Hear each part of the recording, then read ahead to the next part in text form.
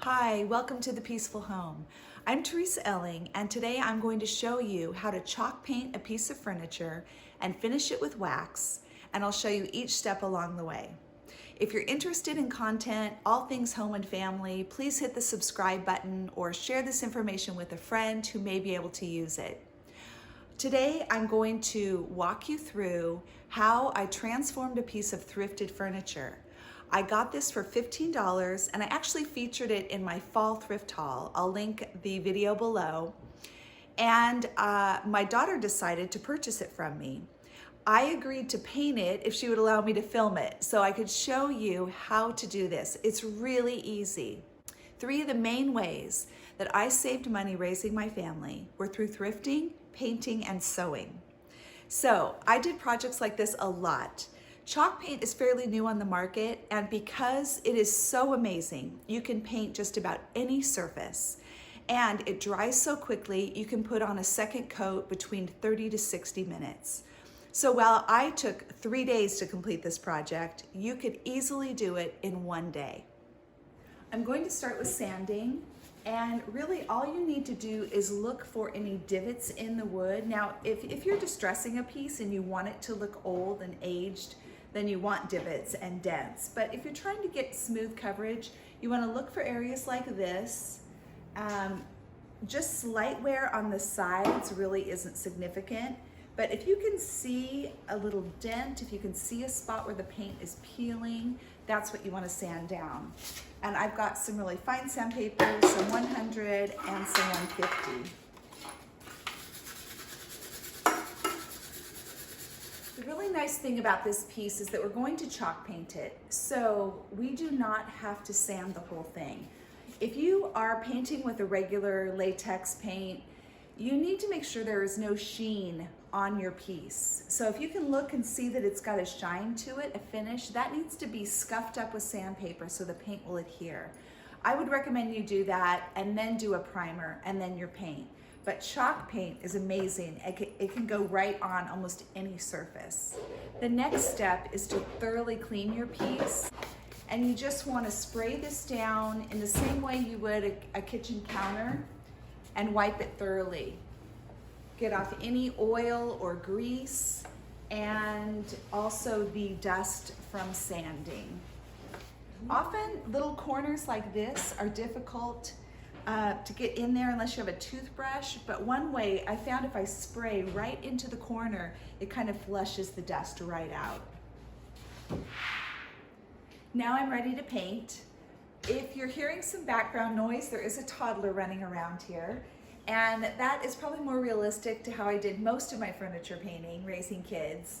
You either did it while they were playing, set them up to destroy whatever they wanted while you were busy, or at nap time, or at 1 a.m. So the paint we've chosen is Behr chalk paint, and I love Behr paint from Home Depot. I use it for almost everything, including our walls and our house. I've just been very happy with the results, and it's inexpensive. So this is their line of chalk paint. We've chosen the mushroom bisque, which makes me hungry, but pretty color. And I shake my paint usually. You don't want to shake stains or poly or any kind of finishes, but I love being able to have the hardware store mix my paint, shake it, and I go right home and use it. But you also can use a stirring stick. These paint can openers I highly recommend. It's much better than using a screwdriver because it can lift the edge without damaging the lid. If I'm doing a piece like this, I like to use one of my good brushes. I like this Rooster one. It's got a short handle, which is just easier to grip. It's really nice. A lot of times if it's a quick project or a staining project, I get the small, sorry about that, I get the small chip brushes and I just throw them away afterwards because it's really a pain to clean stain and poly.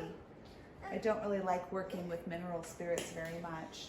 So I've got my can of paint open, and you never want to get close to the metal on your brush.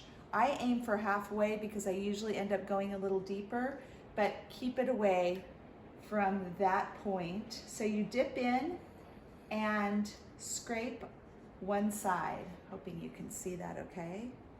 Dipping, scrape one side, and then you might need to tilt a bit so you don't have any drips.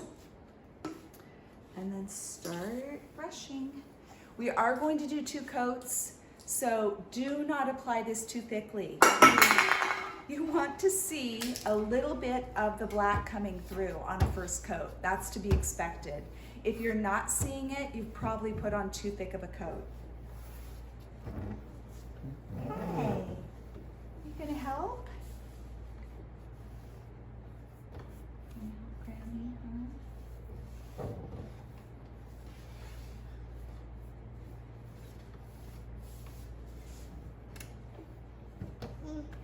Yeah, you want to paint too, huh? I had to get my little helper occupied, and I also took that time to go and rinse out my lid. I like to wash it right away so it doesn't accumulate a bunch of gunky paint on it. Just a couple of things I want you to be aware of. I chose not to remove the doors, and often I will. It's the best approach. Remove hinges, remove hardware, remove doors and drawers. But doors are a little tougher, especially in a piece like this. They're hard to remove. So I'm just going to be very careful about painting around the moving parts.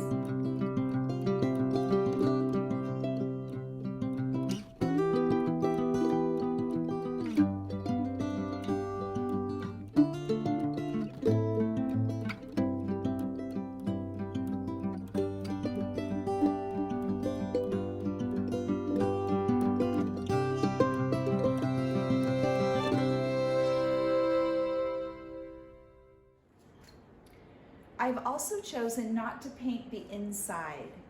And so because of that, I want to be careful as I'm painting along these edges that I'm not dripping paint on the inside. It happens almost all the time, so I just get my wet rag and I wipe it along the back side where I don't want any paint, and it wipes right off. Just make sure you do it immediately.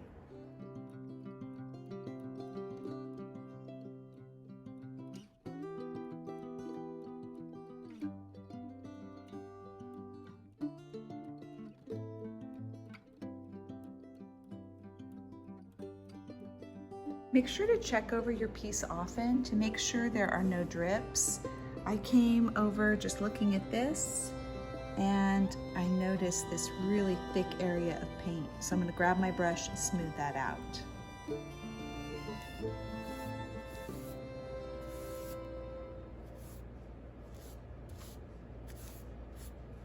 You don't have to be super meticulous, you just don't want a big glob of paint. So that will do the trick.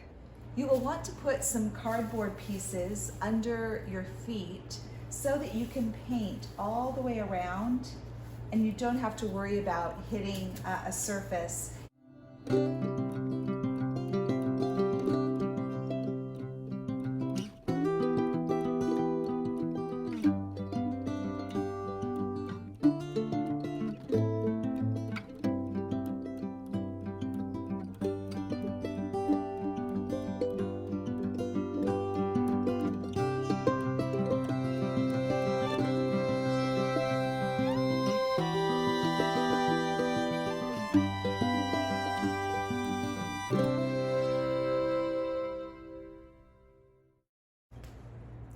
I need to leave home for a while. So the second coat, of course the first coat has to dry. The second coat, if I'm going to reapply it within a few hours, I will saran wrap my brush really well and put it in the fridge. And that will keep it moist and fresh until I paint again. I also wipe out the inside where the lid goes, the rim on the paint can, and just clean it up a bit, put the lid on. And in this case, I don't believe I'm going to be able to do the second coat until tomorrow. So I'm going to go ahead and clean out my brush thoroughly, hammer the lid back on the can, and then I'll be set to go for tomorrow. To rinse out my brush, I put it under running water and I press it down into the sink, twisting the bristles and letting the water flow in between them. And I always do this with a slight pulling motion so that I'm never pushing the bristles in an unnatural way. You can also take a metal scrubby, not steel wool, but stainless steel, and again, in the direction of the bristles from handle to tip, rub out any dried paint. And you can also clean the metal ferrule as well. I continue twisting like this and running the water through until the water runs clear. Here we are on day 2. I'm going to put on the second coat, and you can see the way it dried. It's pretty splotchy, and this is how it should look.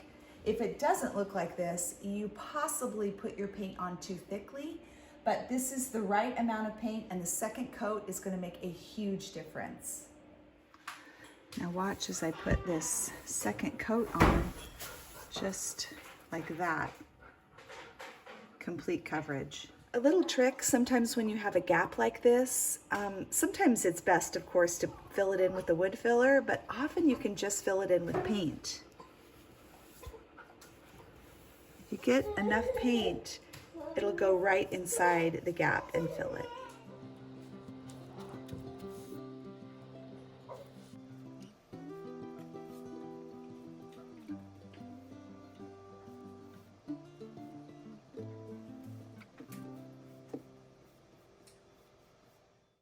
The one part of the inside of the cabinet I painted was the edge just under the doors because I could see the black paint when the doors were closed. I marked it off with blue tape, pressing down, and then I did 2 coats, and before it dried, immediately after the second coat, I peeled the tape, pulling the tape towards me, not away, and it comes off in one nice clean strip, and you've got a nice line there. Anytime between coats, when you see a raised area or a piece of debris stuck in your paint, you can use steel wool to buff that out. This is day 3 for me, and I am done. Yesterday, I did a 3rd coat on just 2 small areas where I could see some of the black peeking through, but almost the whole piece was covered in 2 coats, and now it's time to wax.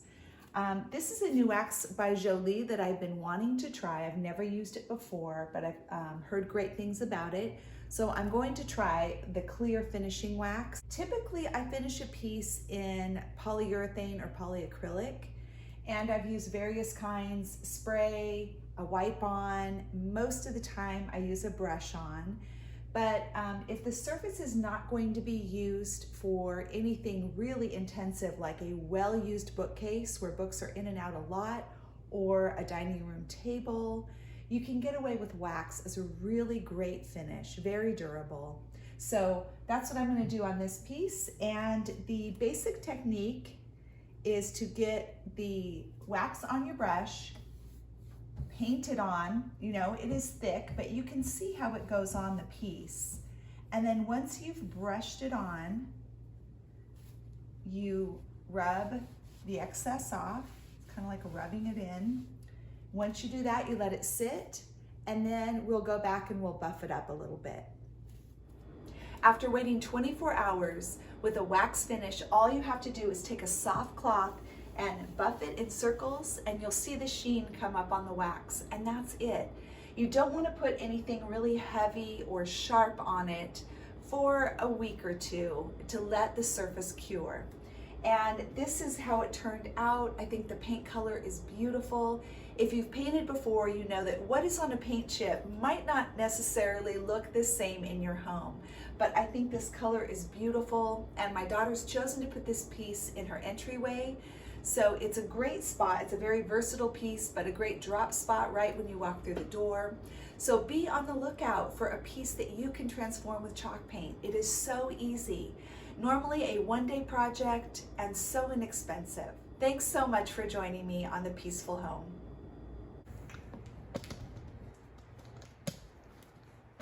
Oh!